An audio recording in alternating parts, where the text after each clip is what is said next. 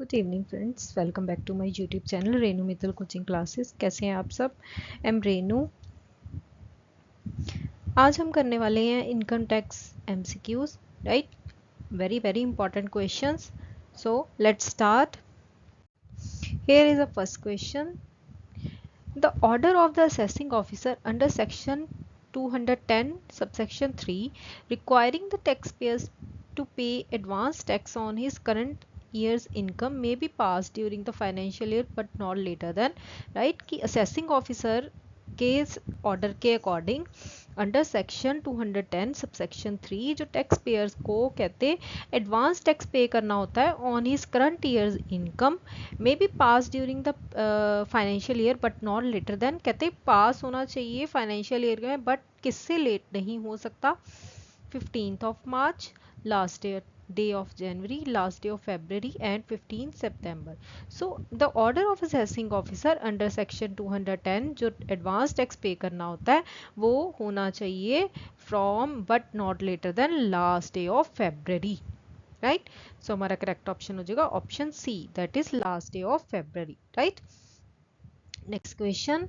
Property income is exempt from tax in which of the following cases?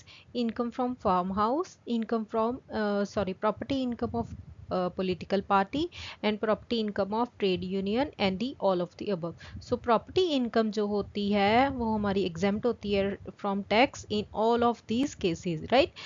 When income from farmhouse, property income of political party and property income of trade union, इन सभी cases में जो हमारा property income है वो क्या हो जाता है, एग्जेम्प्ट हो जाता है from taxation, right? Next question. As per transfer pricing provisions, an advance pricing agreement is valid for, कहते अगर हम ट्रांसफर प्राइसिंग प्रोविजंस के अकॉर्डिंग देखें जो हमारा एडवांस प्राइसिंग एग्रीमेंट है वो कब तक वैलिड होता है? Such period may be specified in the APA but not exceeding 3 consecutive years. Such period as specified in the APA but not exceeding 5 consecutive years, यानी एडवांस प्राइसिंग एग्रीमेंट, राइट? ये APA का means advance pricing agreement but not exceeding 5 consecutive years, 2 years and D none of the above. So as according to transfer pricing provisions जो हमारा advance pricing agreement होता है वो valid होता है such period as may be specified in the agreement but not exceeding 5 consecutive years, right? या तो उतना पीरियड जितना कि एग्रीमेंट में मेंशन किया हुआ है, स्पेसिफाई किया हुआ है, बट वो ज़्यादा किससे नहीं होना चाहिए, 5 ईयर से ज़्यादा नहीं होना चाहिए, right? Next question. The following methods as per section 92C are used in the determination of arm length prices from international transactions and specified domestic transaction except, कहते जो फॉलोइंग मेथड्स हैं जो कि 92C में दिए गए हैं for determination of arm length prices from international transaction, वो किस पे कौन कौन से मेथड हैं उसमें? Comparable uncontrolled price method, resale price method, cost method and transactional net margin method. So हमने बताना है कि कौन सा मेथड नहीं है। सो अगर हम इनमें से देखें, कंपेरेबल अनकंट्रोल्ड प्राइस मेथड भी है, रीसेल प्राइस मेथड भी है, ट्रांजैक्शनल नेट मार्जिन मेथड भी है, but cost method is not included, right? Next question. If the payee does not furnish PAN and TDS under section 194, dividend shall be made at, right? अगर पेई ने ना तो अपनी PAN सबमिट करी है, फर्निश के मीन सबमिट की है, ना ही उसने अपनी TDS फाइल की है, सो उस केस में उसको डिविडेंड किस रेट पे दिया जाएगा? 20%, 15%, 10% और नील। If the payee does not furnish PAN and TDS, dividend shall be made at 20%. Dividend कब दिया, कितना परसेंट दिया जाएगा? 20%, right? Next question. Eden Rules 1953 is related to which of the following? जो Eden Rules थे 1953 में वो किस चीज़ से रिलेटेड थे? टैक्स एजम्पशन से, रेजिडेंशियल स्टेटस से, डबल टैक्सेशन रिलीफ से या असेसमेंट ऑफ कॉर्पोरेट एंटिटी। सो जो हमारे एडन रूल्स थे 1953 वो थे अप्लाई होते थे डबल टैक्सेशन रिलीफ। राइट, वो अप्लाई होते थे डबल टैक्सेशन रिलीफ पे।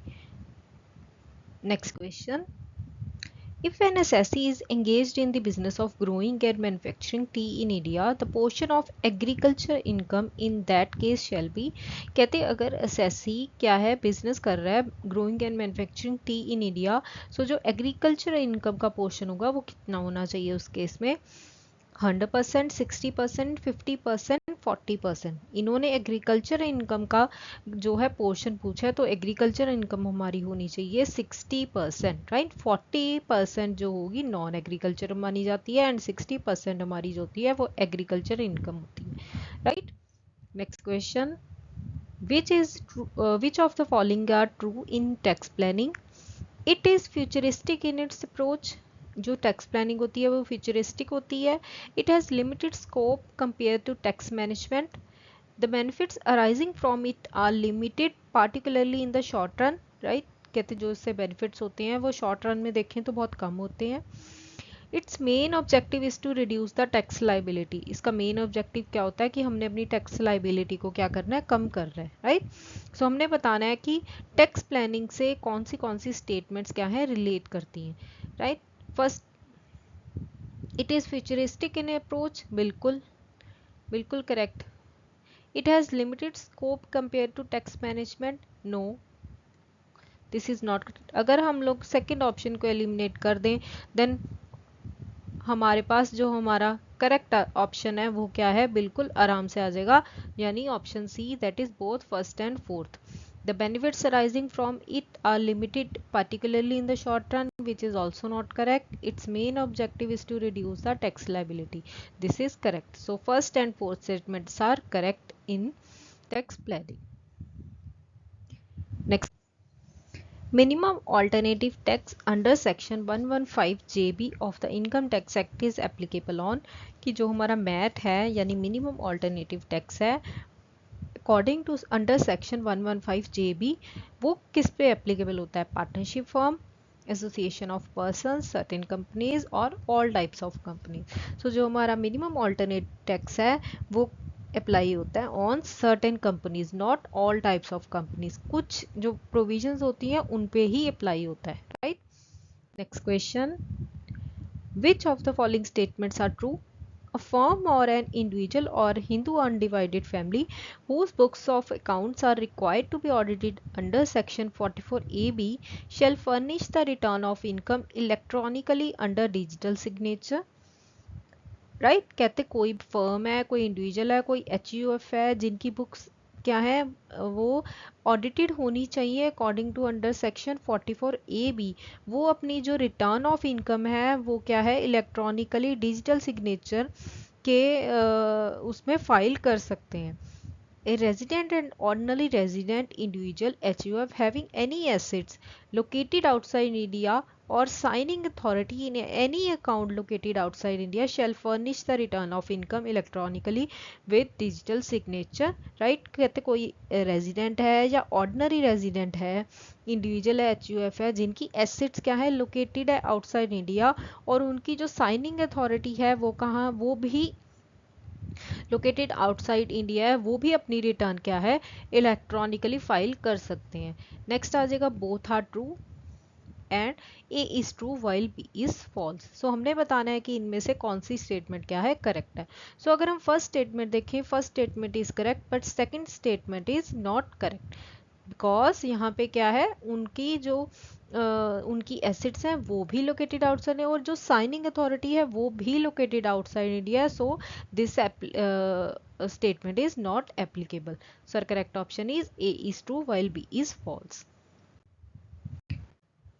Next question, gratuity received by a government employee is, जो ग्रेचुटी रिसीव करता है गवर्नमेंट एम्प्लॉय वो कहाँ तक एग्जेम्प्ट होती है, exempted up to 3,50,000, exempted up to 10 lakh, fully exempted and fully taxable. So government employee के लिए जो ग्रेचुटी है वो क्या है, fully exempted.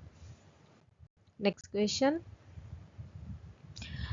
List one with list second हमने मैच करना है। हमें बताया हुआ है कंपनसेशन कहते हैं received by employee from his employer और टर्मिनेशन ऑफ जॉब, पेंशन कोई रिसीव कर रहा है, हमने बताना है कि कौन से हेड में उनकी इनकम ट्रांसफर होती है।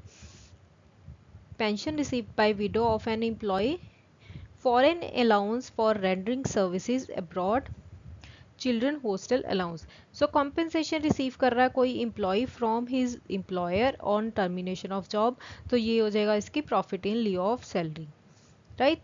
सो ए का अगर सेकंड है then we can eliminate are two options. Pension received by a widow of an employ, so ये आ जाएगा हमारा income from other sources. Foreign allowance for rendering services abroad fully exempt from tax. Children hostel allowance exemption up to specified limit. So और correct option आ जाएगा B का third option B. Correct option क्या हो जाएगा हमारा option B. Next question, sections दिए हुए हैं, हमें बताना है मैक्सिमम डिडक्शन कितनी एप्लीकेबल होती है उनकी. Section 80C of IT act, 80D of IT act and 80DDB and 80TTA. 80C की डिडक्शन कितनी होती है 1 लाख. सो ए का आ जाएगा थर्ड, राइट. 80D की डिडक्शन कितनी होती है 15,000. 80DDB की कितनी होती है 40,000 एंड 80TTA की होती है 10,000. सो और करेक्ट ऑप्शन कितना हो जाएगा ऑप्शन बी, राइट. 80C की होती है हमारी 1 लाख, 80D की होती है हमारी 15,000, 80DDB की होती है हमारी 40,000 एंड 80TTA की होती है हमारी 10,000. Clear. Next question, reduce tax liability by deliberating suppressing income or sale by or by increasing expenses which results in reduction of the total income of the assessee is called, right. कहते हैं tax liability को reduce कर रहे हैं, but कैसे reduce कर रहे हैं कि जानबूझ के अपनी इनकम को क्या कर रहे हैं गलत शो कर रहे हैं, अपनी इनकम कम दिखा रहे हैं, सेल ज़्यादा दिखा रहे हैं एंड अपने एक्सपेंसेस सॉरी सेल कम दिखा रहे हैं एंड अपने एक्सपेंसेस ज़्यादा दिखा रहे हैं which results in reduction of total income. So उसको क्या बोलते हैं tax planning, tax evasion, tax management and tax avoidance. So अगर अपनी इनकम को जानबूझ के कम दिखाया जा रहा है तो उसको बोलते हैं हम लोग टैक्स इवेजन, राइट. टैक्स को छुपाना है. Next question, Which of the following is based on the measures which circumvent law? Circumvent का मतलब क्या होता है? Circumvent means कि हमने कुछ ऐसे इलीगल तरीके से अपनी इनकम को क्या है लाइक छुपाने की कोशिश करना, like short range planning, purposive planning, permissive planning and long range planning. So हमने बताना है कि इनमें से कौन से ऐसे मेजर्स हैं जो कि सर्कमवेंट लॉ करते हैं. सो वो होती है हमारी पर्पसिव प्लानिंग जो कि हम किसी पर्पस के लिए करते हैं, राइट. कहते हैं in the legal context circumvent का मतलब क्या होता है means to find a way of avoiding a law और rule often in a clever or perhaps dishonest way. It's about finding an alternative route or strategy to achieve a desired outcome without directly following the established legal framework, right. कि हमने क्या है अपनी कुछ ऐसे जो mishaps होते हैं अपने लॉ में उन्हीं का फ़ायदा उठा के अपनी जो इनकम है उसको क्या करना कम बता के टैक्स से टैक्स अवॉइड करना, राइट. वो होती है हमारा circumvent law. Next question, to determine the gross income of the taxpayer, the total of the income, how many heads are there, right. अगर हमने gross income कहते हैं taxpayer की कैलकुलेट करनी है तो हमारे पास कितने टोटल हेड्स हैं, हमारे पास टोटल 5 हेड्स हैं, right. Next question, income tax और डिमांड नोटिस और refund order is rounded off to. जो हमारी इनकम टैक्स है या हमारा डिमांड नोटिस है या कोई रिफंड ऑर्डर है कहते वो राउंड ऑफ होता है कब कहाँ तक, nearest 10 rupees, nearest 1 rupee, no rounding off tax is done and nearest 100 rupees. So वो हमारा राउंड ऑफ होता है नियरेस्ट 10 रुपीज़. कहाँ तक राउंड ऑफ होता है nearest 10 rupees. Next question, set off of losses of the firm is covered under section. जो set off of losses करते हैं वो कौन से section में covered होते हैं 72, 75, 77 and 78. वो cover होते हैं हमारे section 75 में. Next question, which of the following statements are incorrect? Income tax is grouped in various slabs. हमने बताना है कि इनमें से कौन सी स्टेटमेंट्स क्या है इनकरेक्ट है।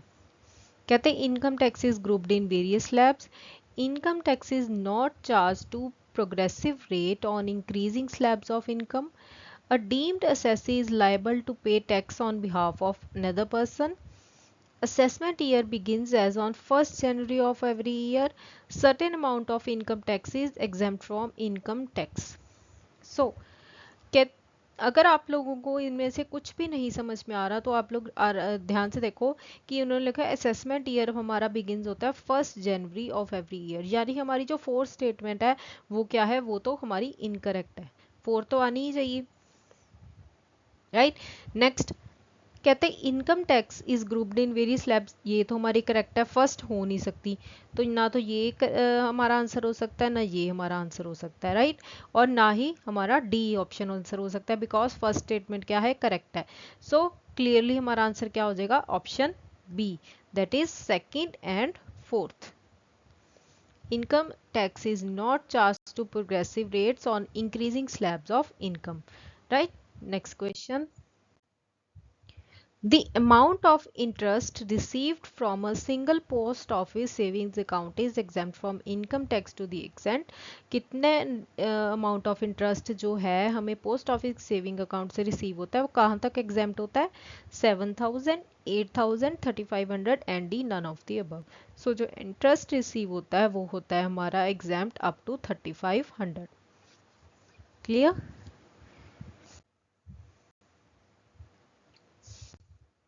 So this is it for today's video. I hope you like the questions. Please subscribe my channel Renu Mittal Coaching Classes. Thank you so much for watching my video. Stay tuned for more such videos.